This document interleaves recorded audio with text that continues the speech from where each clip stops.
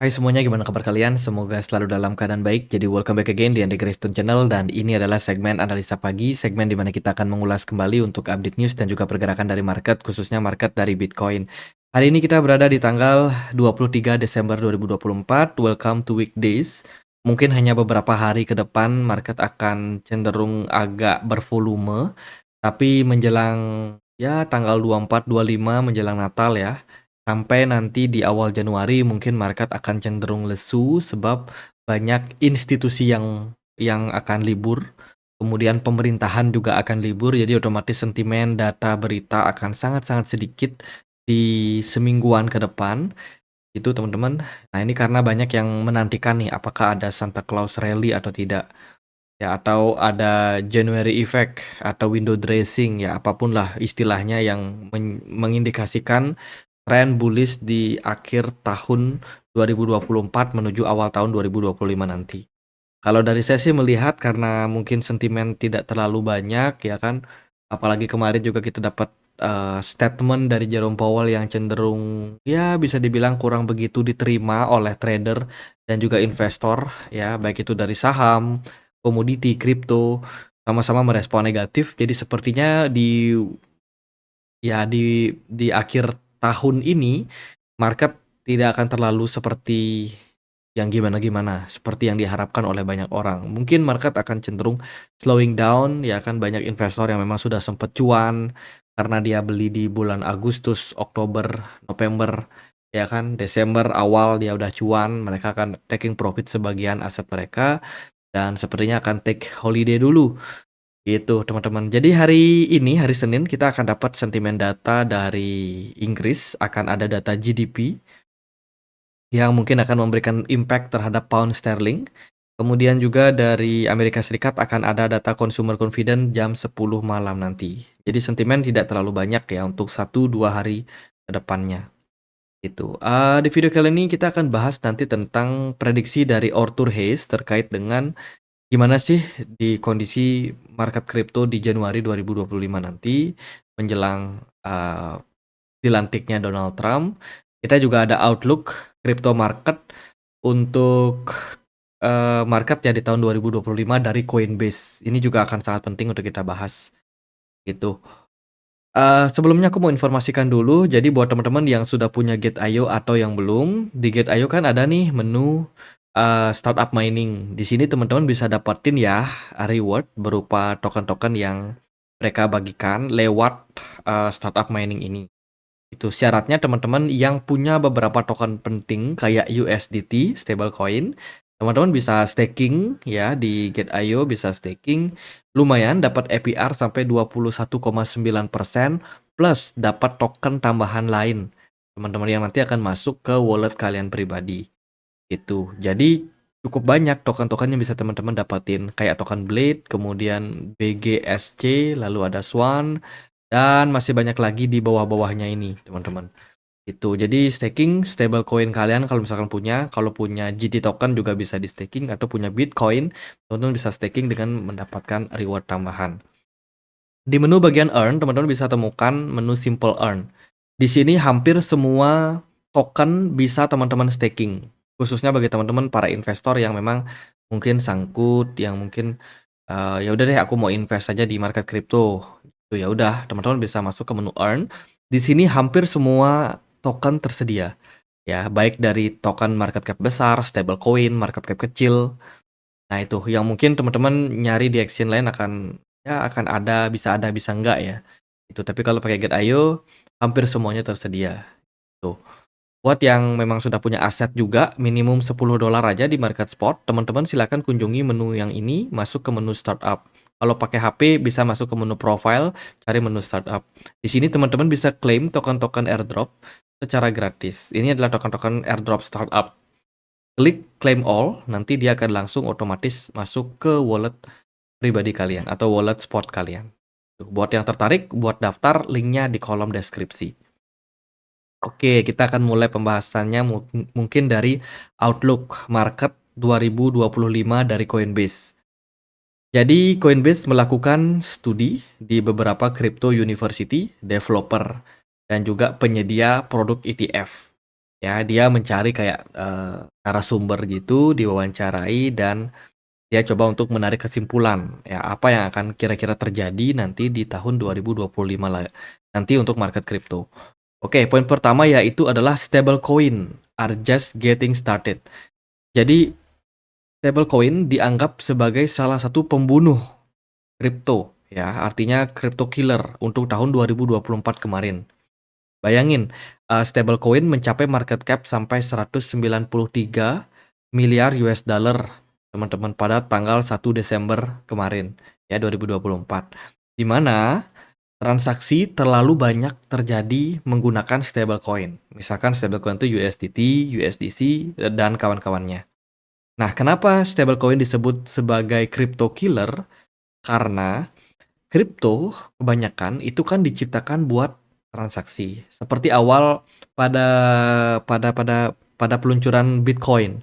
Bitcoin diciptakan awalnya pengen dijadikan sebagai currency, pengen dijadikan sebagai transaksi. Tapi kendalanya apa?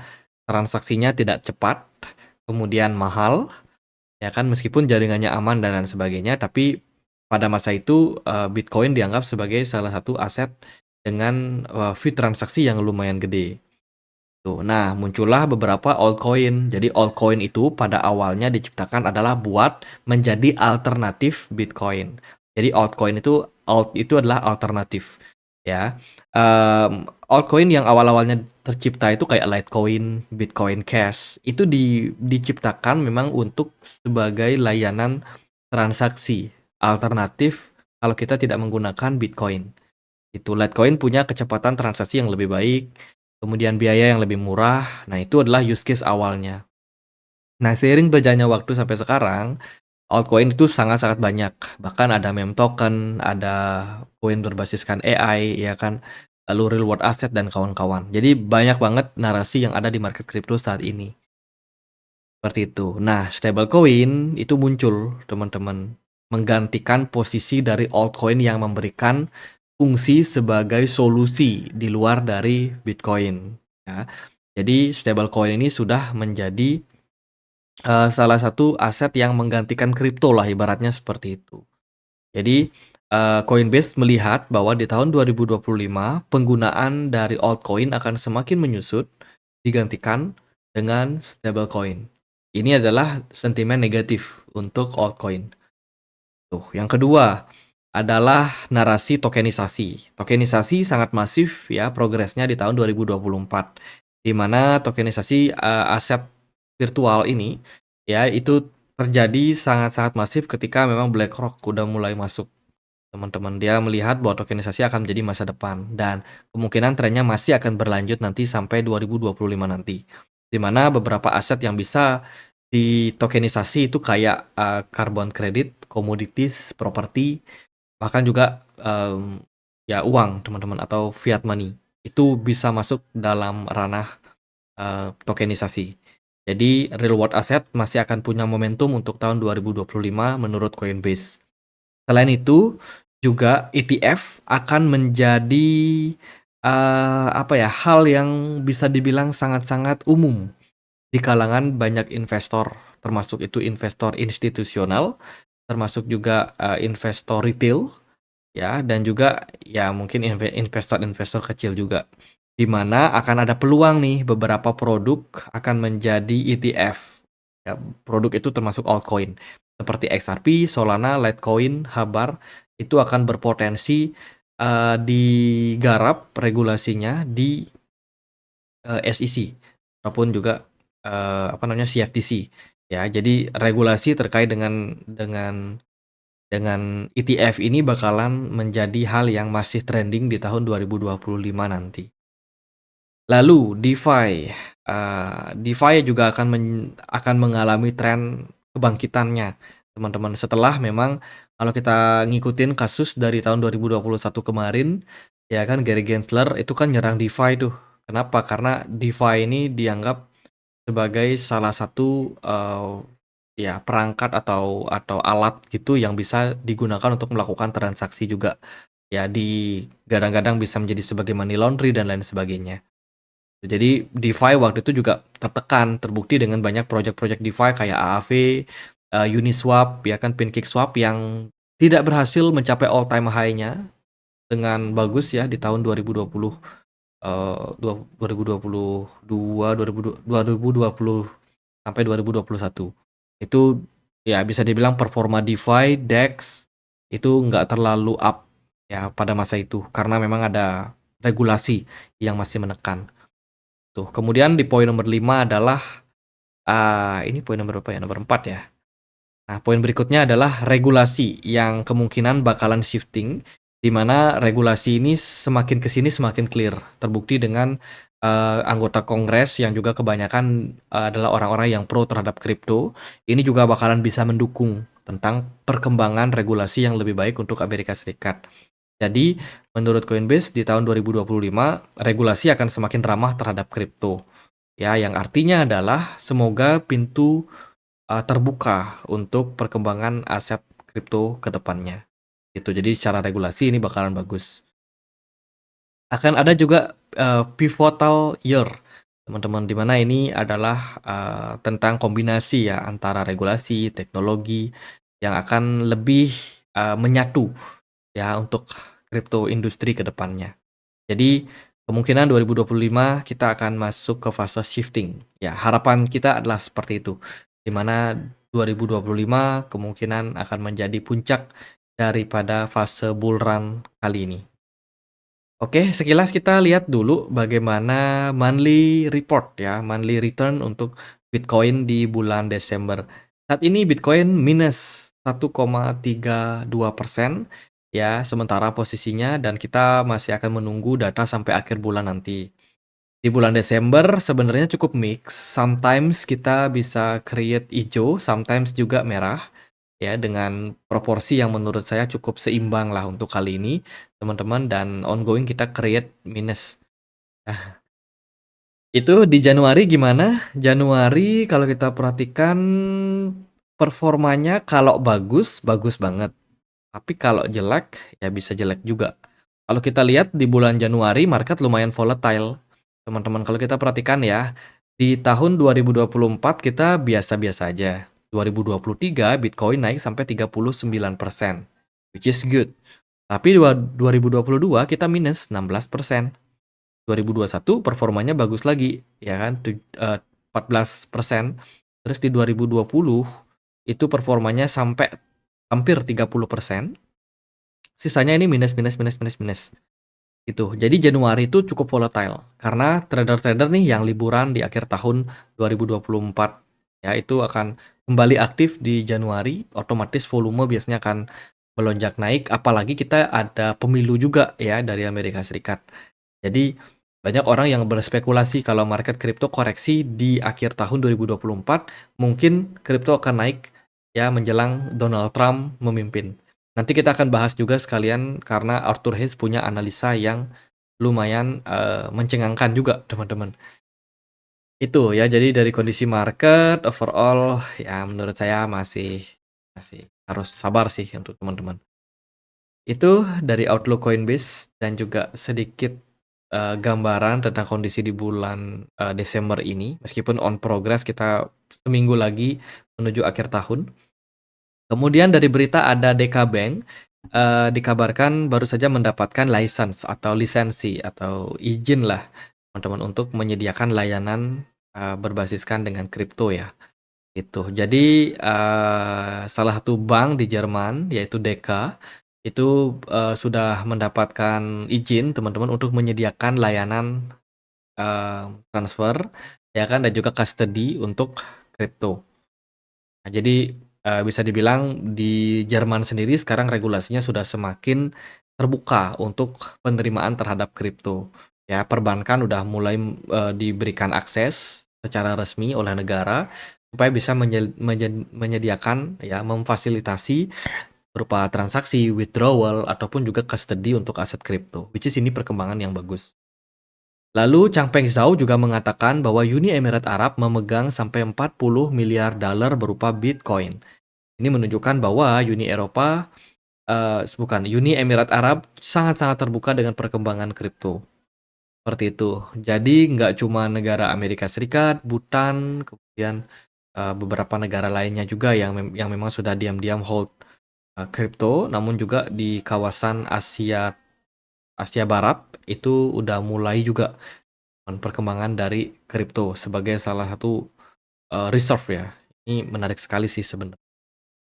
Kemudian ada El Salvador, kemarin penasehat senior Bitcoin untuk El Salvador yaitu Max Keiser, itu mengatakan Nayib Bukele telah meningkatkan pembelian Bitcoin hariannya dengan tujuan untuk memperoleh, sekitar 20.000 lagi untuk Bitcoin. Jadi, ya itu Nayib Bukele salah satu presiden yang sangat-sangat, bisa dibilang ngikutin zaman ya, ngikutin zaman dan menurut saya ini perlu dicontoh sih untuk banyak negara. Termasuk Indonesia juga ya kalau bisa, karena ya kita makin lama makin lemah ya kan. Sementara Amerika Serikat berusaha mengokohkan mereka punya dolar gitu. Mereka udah siap-siap untuk menjadikan, Bitcoin sebagai reserve mereka dengan harapan Bitcoin valuasinya naik sehingga itu akan menguatkan kembali, dolar teman-teman. Kalau itu terjadi ya siap-siap aja mata uang lain akan turun kalau mereka tidak mengikuti jejak Amerika Serikat untuk jadikan Bitcoin sebagai strategic reserve mereka. Tapi ya kita nggak tahu lah seperti apa nanti Donald Trump, penerapannya bagaimana, apakah bisa langsung dilaksanakan atau seperti apa. Itu teman-teman berita, Donald Trump juga saat ini sedang lagi mencari menteri ya, lagi nyari menteri, siapa yang kira-kira akan menduduki posisi-posisi strategis yang akan membantunya, dalam memegang kendali atas, negara Amerika, teman. Itu beberapa sentimen, kemudian market overall ya masih merah ya teman-teman, beberapa udah ada sedikit hijau juga gitu. Kemudian data dari market Arthur Hayes. Nah ini kita sedikit bahas ya. Arthur Hayes memprediksi ya kalau kripto akan mengalami sell off besar-besaran ketika Donald Trump mau menjabat atau ketika Donald Trump mau dilantik ya pada Januari 2025. Nah, ini adalah analisa yang berkebalikan dibandingkan dengan mungkin detail ya. Jadi gunakan analisa ini sebagai second opinion. Teman-teman di market kalau confident itu bagus, tapi terlalu confident, over confident itu tidak bagus. Ya, karena seringkali kita kecewa karena kita terlalu berharap, kita kecewa karena kita terlalu yakin. Maksudnya kita harus sedikit menyisakan ruang untuk skeptis, untuk selalu melihat dari dua sisi, harus punya planning kedua. Kalau seandainya planning pertama gagal, itu. Jadi Arthur Hayes ya ini adalah mantan CEO-nya BitMEX. Dia memprediksi akan ada major sell off in cryptocurrency market ya menjelang Donald Trump dilantik pada tanggal 20 Januari 2025 nanti. Nah, ini adalah pandangan yang berkebalikan dengan banyak orang. Ya, Arthur Hayes skeptis terhadap Donald Trump apakah mampu memenuhi janji mereka terhadap uh, pencipta kripto, teman-teman. Padahal di awal dia apa namanya mau menjabat ya, itu kan dia sempat pidato tuh. Dia akan bikin regulasi yang lebih baik, dia akan membuat, menata lah ibaratnya market kripto ini bisa menjadi salah satu, market yang bisa diakomodir oleh pemerintah mereka, pemerintah Donald Trump, kemudian Bitcoin sebagai reserve juga. Nah, tapi Arthur Hayes berpendapat nih bahwa segala sesuatu itu perlu proses. Jadi segala sesuatu itu perlu waktu. Jadi nggak akan bisa kayak sulap ya, tiba-tiba jadi dalam beberapa hari. Prosesnya itu mungkin akan memakan waktu cukup lama. Jadi mungkin sampai tahun 2025 nanti regulasi terkait dengan kripto itu masih belum rampung atau masih sedang digarap ya belum selesai. Tuh, jadi dia melihat bahwa di Januari nanti justru akan ada sell off karena ekspektasi dari market yang sangat tinggi terhadap Donald Trump itu bakalan kecewa. Kenapa gitu? Karena ternyata bikin regulasi itu nggak cepat, perlu waktu. Tuh, alih-alih kripto sudah mendapatkan adopsi, ternyata karena regulasi belum selesai, ya kondisinya masih sama-sama aja seperti sekarang. Ibaratnya seperti itu. Jadi Arthur Hayes punya pandangan seperti itu. Itu apakah nanti akan benar terrealisasi atau enggak ya semuanya balik lagi ke market. Karena at the end yang paling menentukan ya market juga teman-teman. Ya kan, yang namanya kita cuma bisa melakukan analisa, kita bisa melihat nih gimana kira-kira situasi dari pasar. Kemarin yang trade lumayan banyak ya, yang pasang long juga masih banyak. Kayaknya ini market masih pada FOMO long ya, FOMO pasang long. Sebab kan Bitcoin udah turun lumayan, orang-orang nunggu reversal. Wah, kayaknya ini reversal nih, pasang long lagi, tapi setiap pasang long kena liquid terus. Ya, selama masih banyak yang pasang long, ya siap-siap market akan masih diguyur turun dulu, koreksi dulu. Itu sih, teman. Jadi, kalau kita lihat dari kondisi dari market, Bitcoin dan kawan-kawan kemarin turun ya. Kemarin Bitcoin sempat diperdagangkan di kisaran eh, 96 kalau nggak salah, 97 ya, 96-97 ribu dolar. At the end sekarang ada di kisaran 95.400-an something. By the way, kita ongoing untuk closing weekly time frame. Ya, kemarin kita sudah sempat bahas Bitcoin potensial membuat hanging man. Jadi hanging man ini kalau di candle ya, itu seringkali merupakan sebuah pola pembalikan arah. Ya, hanging man itu terdiri dari pola candle berbentuk hammer, entah itu warna merah ataupun hijau, it's okay. Tapi itu berada dalam puncak tren sebuah kenaikan dan akhirnya dikonfirmasi oleh satu candle merah berikutnya. Nah, itu akan mengkonfirmasi pola hanging man tercipta pada Bitcoin pada weekly time frame. Ingat yang kita bahas kali ini weekly time frame, bukan time frame kecil. Ya, artinya adalah kalau di weekly time frame kemungkinan akan ada tekanan yang lumayan lama. Bisa jadi beberapa minggu, bisa jadi mungkin sebulan atau 2 bulan. Itu. Bukan besok sih, hari ini ya. Hari ini hari Senin. Oh, nanti jam 7 kita akan dapat closing weekly time frame. Bitcoin kalau dia mau positif, dia harus bisa balik at least ke 100.000. Ya, semakin tinggi, semakin dekat 100.000, semakin positif. Andai kata kalau menjelang weekly time frame closing, kita bisa memperbaiki tren kita, artinya kita nggak closing di bawah level 96.000 ya, mungkin bisa ke 98.000 atau ke 99.000 maybe, kalau nggak bisa tembus sampai 100.000 ya, itu akan memperbaiki banget sih. Itu. Cuma kalau posisinya seperti sekarang, volume perdagangan turun, smart money juga turun, nampaknya agak susah nih karena waktu cukup mepet juga ya, teman-teman, untuk pasar. Situasi tersebut juga masih terbilang sulit untuk altcoin sebab BTC dominance itu masih sangat tinggi. Kemarin beberapa kali BTC dominance mengindikasikan posisi koreksi, namun karena mungkin smart money masih berfokus pada Bitcoin, sampai saat ini belum terjadi proses koreksi yang kita tunggu untuk BTC dominance. Kita expect Bitcoin dominance bisa koreksi after dia membentuk rising wedge pattern di sini, dan harapannya bisa balik turun sehingga altcoin masih bisa bernapas. Kurang lebih seperti itu. Dan ya, altcoin sementara ini masih mencoba untuk recover ya, meskipun itu belum mudah. Meskipun itu tidak mudah bahkan sampai sekarang. Jadi, opportunity yang lebih besar saat ini kemungkinan kita akan masuk ke dalam fase koreksi berikutnya, especially untuk Bitcoin ya. Dan untuk altcoin situasi akan bisa lebih parah kalau BTC dominance kembali menguat. Tapi andai kata kalau Bitcoinnya koreksi sementara BTC dominance juga ikut turun, kemungkinan altcoin nggak akan terlalu tertekan. Gitu. Jadi teman-teman bisa cek langsung di Google, ketik aja BTC DOM, apa namanya, heat ya, heat gitu. Nih, nah ini teman-teman bisa cek di Google. Di sini teman-teman akan tahu nih, kira-kira kalau BTC naik, kemudian BTC dominance naik, apa artinya untuk market. Nah, teman-teman tinggal pelajari aja. Misalkan nih BTC dominance naik, terus Bitcoinnya naik, itu berarti altcoin bakalan decrease, bakalan mengalami penurunan atau cenderung sideways. Kan sering tuh teman-teman lihat Bitcoinnya naik sendiri, ya kan? Tapi kok altcoinnya diem? Nah, itu karena BTC dominance-nya mengalami kenaikan. Ada juga situasi di mana BTC dominance mengalami kenaikan, sementara BTC-nya justru malah turun. Nah, itu biasanya altcoin bakalan ngedump. Dump parah banget. Ada juga situasi di mana Bitcoin dominance mengalami kenaikan, tapi Bitcoin-nya stabil. Biasanya altcoin gimana? Biasanya altcoin juga cenderung stabil. Nah, ada juga posisi di mana Bitcoin dominance turun, sementara Bitcoin cenderung mengalami kenaikan tapi tipis. Itu biasanya altcoin akan nge-pump. Ini yang kita sering sebut sebagai alt season. Itu terjadi ketika BTC dominance turun, sementara Bitcoin-nya enggak ngedump, tapi dia agak sedikit naik. Itu biasanya aliran dana akan berfokus ke altcoin.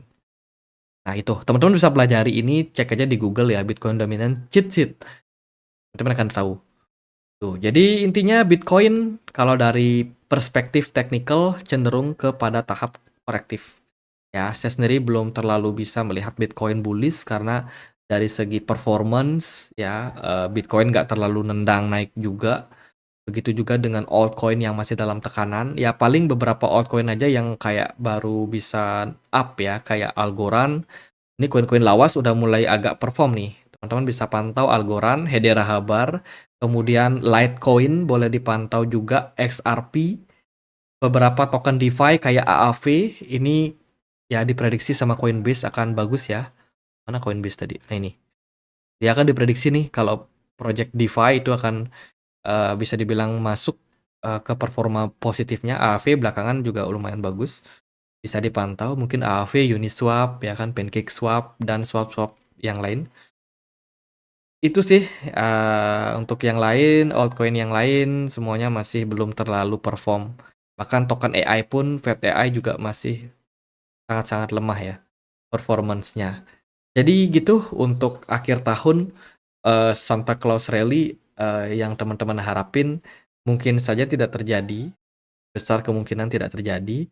Menjelang pemilu, bukan, menjelang Donald Trump dilantik, ya mungkin so-so, mungkin bisa bagus, bisa enggak. Saya sendiri juga enggak terlalu yakin kalau market akan bullish ya waktu itu, mungkin biasa-biasa aja. Ya mungkin altcoin bisa recover, cuman enggak yang nge-pump tinggi gitu. Mungkin momentumnya justru setelah Donald Trump dilantik sih. Ya untuk selebihnya kita lihat aja lah. Saya nggak bilang Bitcoin bakalan bearish ya, ini cuma koreksi. Saya melihat ini bakalan koreksi, dan untuk altcoin semuanya balik lagi ke BTC dominan. Itu. Jadi outlook saya sih melihat Bitcoin kemungkinan bakalan koreksi. Potensial target masih sama di kisaran 90.000 dolar. Oke, itu aja. Semoga bisa bermanfaat untuk kalian. Kalau ada pertanyaan lain, ada koin lain buat dibahas, bisa banget tulis di kolom komen. Kita ada komunitas juga di Telegram. Buat teman-teman yang suka berdiskusi, yang suka sharing, bisa langsung cek ya. Informasinya ada di link description box. Sekian aja akhir kata saya Andre. Makasih. Supra Oracle naik ya. Hyper Liquid juga kemarin koreksi, teman-teman masuk ke 20 CMC ya. Top 20 di CMC.